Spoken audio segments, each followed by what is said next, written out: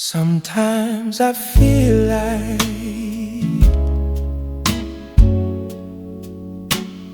watching from afar. I've been in the storm so long, almost gone. I wanna be ready. No man knows. Tell all my friends I'm coming too. Watching from afar. You got to get ready. Education, inspiration, family. Watching from afar. I've been in a storm so long. 74-year-old Lorna Hall made sure to be the first at this line in Clinton, Missouri. You've been here since last night. Yeah.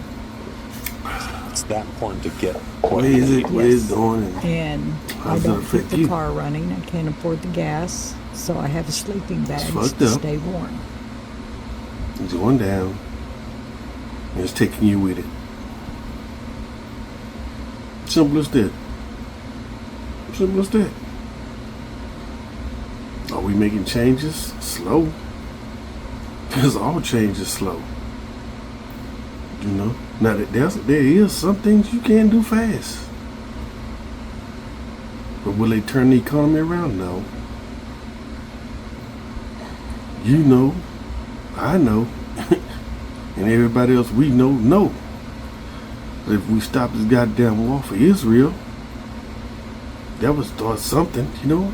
You see where I'm going? Basically what I'm saying is that we stop doing for everybody around the world and do for our goddamn self. Because it's not just the lie that they give that we helping. No, you kind of just stealing their resources. That's all you're really doing. You're there trying to play the game, trying to screw over people on the cool, you know? That shit over, man. Ain't nobody want that. Okay? Take that shit somewhere down the road. People just tired of this, man. Everywhere you look, people going to food banks. You know, trying to get some type of food assistance. They can't get any assistance for their petrol. So what else do they have? Maybe go to a church and get a light bill paid or something of that nature. Some type of organization get a gas bill paid. Yeah. Yeah. This is where we at. The slow decline of the United States of America. And there are many factors that brought us down or brought us to this area. I ain't gonna get into all of the reasons why, at least not today. I'm not. I will be getting into it in a later video. So if you're not subscribed, hey, you need to subscribe, because I'm gonna probably get a little raw in the coming months. Because in the coming months we got an election, and I want to wake your motherfucking ass up. You know, because too many people believe the fucking lies. Just tell me a lie and I'll do it. That's all it is. Tell me a lie and I will be there. Why the fuck can't we tell the truth when you be there? Why can't you be on my side and give me a helping hand when I give you the truth? Today I'm giving you the truth. And I'm also telling you watch and keep watching. Keep watching. We could live, and this is not living. We don't have the finances to get groceries. If it wasn't for these food pantries and Feeding Tampa Bay, we wouldn't be able to survive. And that's really tough. Well, right now, there are more than 1,000 people in line here at Feeding Tampa Bay to try and get food assistance. Look at all that. The line has been going for several hours now as people wait for Feeding Tampa Bay to open up. That's because the SNAP benefits that they had relied on have expired, and this month's payments have not yet arrived. Right now, there are 500,000 people in Tampa Bay who depend on SNAP payments, and right now it is unclear as to when those payments are going to be coming in. Feeding Tampa Bay says they expect 1,000 people to try and get extra food to feed their families over the coming day. All right, there's a really wild story I want to talk about today. There's a small town in Missouri, a rural area that overwhelmingly voted for Trump, and they only have one hospital in this area. It's been serving the community for over 7 decades, has stayed open as the community has shrunk. They used to have a Walmart, the only Walmart in the area, closed, and through a lot of economic downturn, they have been able to stay open. But unfortunately, because of Donald Trump's big, beautiful bill, there are fears that it may close in a town that overwhelmingly voted for Trump. And frankly, I don't think they realized they were voting for this. Guys, the big, beautiful bill is destroying healthcare, and it hasn't even gone into effect yet. I'm a nurse. I work for a pretty large institution, and we're not getting all the funding that was anticipated from the government, and everyone's just like buckling down and terrified because of the big, beautiful bill and the cuts to Medicare and Medicaid, which, if you didn't know, is like essentially where hospitals get most of their money, meaning employees are not getting raises, they're not going to be hiring people, they're cutting not corners, but they're cutting, unnecessary cost. And let me tell you, your time at the doctor or your time in the ER or the urgent care is going to be exponentially longer. We are running with minimal staff, and it's brutal. And so I apologize ahead of time if you come to an institution and you wait a long time. Unfortunately, you can blame Trump for that. And if you voted for him, I don't want to hear one complaint come out of your mouth. Not one. Because guess what? This is what you voted for, so you get to enjoy it. The fruits of your labor, one would say. And, if they take away the thing that says that my brain's not working, but you can go to the ER regardless of if you have insurance or not, and they take that away, people are going to die. They're going to die. And I know we don't really seem to care about people dying, and we don't seem to care about anyone in this country other than apparently billionaires. Despite the easing of inflation, new research shows more people in the U.S. are using credit or dipping into their savings to pay for groceries. NPR's Jennifer Ludden says food prices have jumped 30% over the last 5 years. More than a quarter of working-age adults who used a credit card for food did not repay the full amount. That's according to new research by the Urban Institute think tank, which finds an uptick in such financial stress since 2023. Nearly 20% said they'd tapped long-term savings not meant for daily expenses to pay for groceries. A third who used buy now, pay later missed a payment in the last year. The survey was done in December before the Iran war sent gas prices up and further strained many people's budgets. Over the past year, expanded work requirements for federal food aid have also taken hold. Enrollment in that program has dropped by several million people. Jennifer Ludden, NPR News, Washington. All right, I have a devastating update on the U.S. economy, our national debt. Literally, you should sit down for this. $39.5 trillion the United States is in debt. We collect about $5.3 trillion from taxpayers every year, and we're spending $2 trillion over, and we've been doing it for about 8 or 9 years. But one of the last points you make in your piece is that even with some limitations in the CPI, today's economic pain is not a mystery, right? We have a constellation of data, anecdata, that does help us get that fuller picture. But are there other, possibly more informal data points you'd like to see the U.S. government collecting or looking at in order to better capture the way the economy is working for Americans? The CNBC All-America Economic Survey finding that the public is as depressed about the economy as it has been since the years following the pandemic, and it's increasingly concerned about the cost of everyday goods. Just 25% of the public is optimistic about the economy and for the future, with 61% pessimistic about both. It's the most pessimism we've seen since December 2023, when the country was just emerging from the pandemic era inflation. And it comes, we did this survey, after gas prices declined pretty strongly. Oh, look. May jobs increased to 172,000 jobs in the United States. Groceries are 33% higher. Enough money and they're not buying as many groceries. That's according to new research showing that 61% of Americans have started buying fewer groceries because they don't have enough money to afford food. 61% of people, not 30%, not even 50%.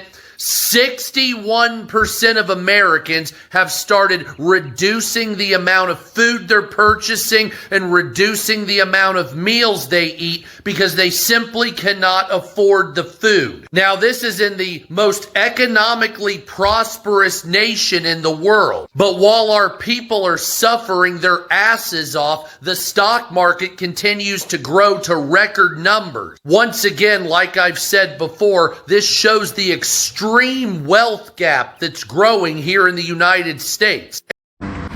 TikTok, what it is, man. Talk Haitian PSC. Hey, look, y'all listen up. Look, y'all listen up. I just want to let all my people know, you know, my TikTok family,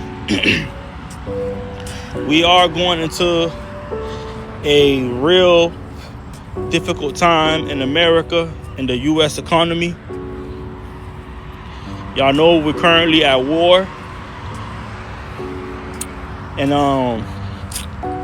you know, I need everybody to understand to save your money. Not only save your money, invest your money into income producing assets. Look into acquiring income producing assets, guys, because y'all need to understand something. The U.S., the United States of America, is in major debt, y'all. Heavy debt. The U.S. economy is on the verge of going through one of the worst economic catastrophes since the 2008 financial collapse. But it could be even worse than that. Very well could be, because what we may go through is an economic phenomenon known as stagflation. This is where the growth of the U.S. economy is both stagnant and you deal with high inflation. And it is caused by, you guessed it, a massive energy shock and skyrocketing oil prices.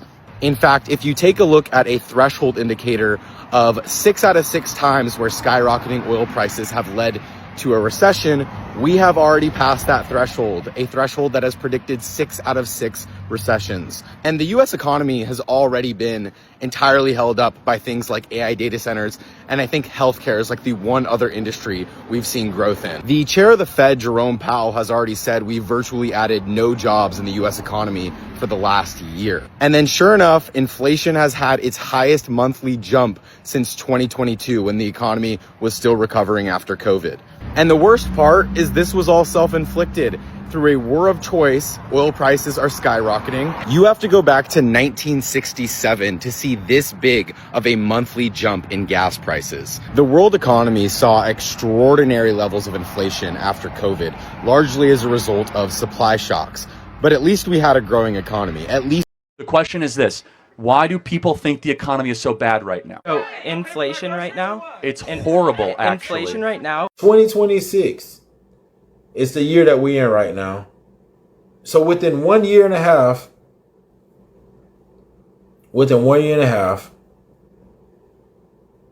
what's going on now with the economy? Unemployment 4.2%, inflation 4.3%, gas prices $4 a gallon, grocery prices out of control, electric costs way up, tariffs. They lied about giving us our refund tariff check. We never got nothing. This whole Deutsche department that Elon Musk championed, where's my check? We never got it. It never happened. And here we are in a war that we just lost. And we're doing everything in our power to make it look like we didn't lose. He used all the oil reserve for the world. The oil reserves are empty. So what do you think happens because he emptied the world reserve of oil under his watch because he decided to go in and fight a war that don't belong to us? We went into a country to fight a war and we killed the leader without declaring war to help Israel that we're already giving reparations to. She said inflation happened during a pandemic and companies never dropped the prices, which is what happened. Yeah, the oil reserves are gone. It's empty, Miss Pocahontas. It's gone. He's doing everything in his power to try to keep the gas from going to $6 and $7 and $8 a gallon. And Peg said, do you know how much the oil is pumping? That don't got nothing to do with nothing, Peg, because the reality is, it don't matter. I don't care how much oil they pump. How much is it costing us? How much is it costing us? These gas prices went up because we started a war with a country that we don't know how to beat. That doesn't make sense. So, look, we got to do this because the country's going bankrupt. Like, if we don't take action, our dollar's going to be worth nothing, and the interest payments, which are already 23% of 23% of all government income, including income taxes, tariffs, and everything, is just going to pay interest. 6 figures is no longer enough. I don't know how y'all are surviving in the U.S. economy. I don't know how people are making it. For some reason, all of these videos keep popping up on my feed about people losing their jobs and can't sell their house. Groceries are too high. They work in 3 jobs and it's still not enough. And it's just like, I don't even search this stuff, but the algorithm must know, like, it's getting hard. It's getting hard for all of us. Even if you make 6 figures, even if you make 100,000, 200,000, like, it's literally not enough because it seems like everything continues to go up. 950,000 Americans have been laid off just this year. 950,000. I'm one of them. If you want to support me, all you have to do is watch this video. You can also support the podcast if you'd like. Now, 950,000, it's mostly affecting women. It's even more disproportionately affecting Black women, right? It starts with the federal government firing a bunch of people through Doge. It trickles down into Amazon, CBS, UPS, Intel. So many companies have announced layoffs or they've already done them because our entire economy is contracting. Our country is volatile. It is being run by somebody who doesn't understand economics, who doesn't care to understand economics, by the way, because Donald Trump is making money hand over fist because Donald Trump is the most corrupt president ever. A full national oil emergency is coming, and we are no closer to resolving it. We're actually further off from the solution. Crude oil only has 43 days of supply left in the U.S. This is the lowest inventory in 45 years, thanks to Trump's stupid war. Hey, look, these numbers don't lie. So this is money that is in these salt caverns in the Gulf of Mexico. I still call it the Gulf of Mexico. Once it gets to a certain threshold, they can't even pull the petroleum reserves out. These petroleum reserves are meant for natural disaster. Too many people have jobs. I'm sorry, you said too many? The economy gained 236,000 jobs in March. That's great. No, people have jobs. That means this is a good economy. No. Look, all of the economists in the news are saying it's bad. I get that you're saying it. I don't get why. It means that inflation will stay high. How? If people have jobs, right, then they have money. That's good. No. Then they buy stuff with that money. That is also good for the economy. It means demand will be high and corporations will raise prices. What? Yep, supply and demand. But if more people are working, they're also producing more. So supply goes up as well. Well, yes, but if more jobs are available, workers can more easily leave their current one for a new one. So there's more competition for labor. Workers can negotiate for better pay and benefits. It's not bad for the workers. Now they get more of a cut of the revenue they help generate. It's a bad economy. For who? It's bad for the shareholders. And we're still letting them raise interest rates to make people unemployed? Higher interest. Hello, good morning, Canadian, living in the United States. The irony of a Canadian asking me about a weak economy is quite funny. So one of the things that I like to do around here is I like to do a little bit of research before I speak, and I thought I could answer your question for you, and there's only one way that I know how to do that. I made you some notes. Now here's the thing is I am not saying that Americans are not struggling. They are, okay? Groceries are a little high, housing is a little expensive, interest rates are hurting people, and people feel that every single day. But if we're going to compare economies, I think Canada's got to sit this one out. Not to be a party pooper, but we gotta stop using the phrase recession indicator, because despite the economic circumstances most of us have been trudging through, we're nowhere near a recession, and that's what's so messed up, so let me cook. So the thing about real economic recession is that it hits nearly everyone hard, from low and middle income people who make money from wages to upper income people who largely make their money from investments and inflated salaries off the backs of low wage laborers globally, that is. Y'all understand that for most people in America, life is pretty good, right? Like, I just wanted to make sure that people understood that. Because I imagine that if you're chronically online, you think everyone is struggling to pay rent. Nobody can afford a house. Everybody's eating ramen noodles because groceries are so expensive. You're deciding whether or not to drive somewhere because gas is too expensive. Like, that's the online persona of what life is like in America. But the cost of healthcare is coming way down because of what we've done with prescription drugs. Not real sure what numbers the president is looking at, but according to the rate proposals of the biggest health insurance companies in this country, in 2027, your health insurance premium will likely increase by double digits. That's, of course, on top of the double-digit increase we all paid in 2026. And because of that price spike, along with the cuts made to the health insurance subsidies in the Big Beautiful Bill and all the other things that bill did, millions of Americans have been left or will be left without health insurance. Look, I am not trying to bum you out here. I am just warning you now. Millions of Americans are going broke. Like, most people that I've talked to say that they have 2 jobs. And when you hear people talking about AI coming and taking the jobs, well, what about all those people that complain about going to work? Yeah, like, you know, those ones that are like, oh my gosh, it's Monday. Why are those people complaining about AI coming to take their job? Like, you would think they'd be like, yeah, hurry, come on, take it. Like, I'm not trying to go to work on Monday. But many of us here in the US are waking up this morning to our investments and stocks plummeting. I know I made the mistake of checking my account. Trump's tariffs have had a huge, huge impact on the economy, and will continue to do so. You know, it's a bad sign when his former vice president, Mike Pence, is speaking out directly against these tariffs and warning that the average American will be losing $3,500 this year as a result of the tariffs. Do you know how many people voted for this administration without even understanding what a tariff is? But do you know who did explain it and did warn over and over? Kamala Harris. 100% tariffs on imported drugs. Now 100% tariffs on movies made outside of the U.S. 50% tariffs on any furniture goods. The unemployment rate is up 4.3. Y'all, so Trump said the gas prices we're going to start coming down. He also said in the beginning that it's going to have to get worse before it can get better, okay? Why nobody believes that is beyond me, because literally things couldn't have gotten really any worse than it was with Biden. We about to fact check this first. If you mess with me, make sure you hit that follow button.